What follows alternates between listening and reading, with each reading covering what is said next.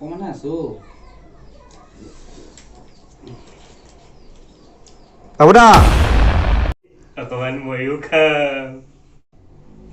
অকণমান আছে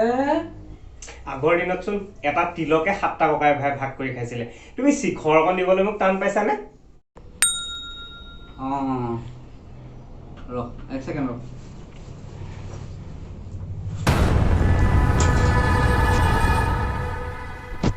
সাত ভাগ কৰ সাত ভাগ কৰ মই ধেমালিহে কৰিছিলো হ'ব এটা কিনিয়ে খাওঁগে দেই নাই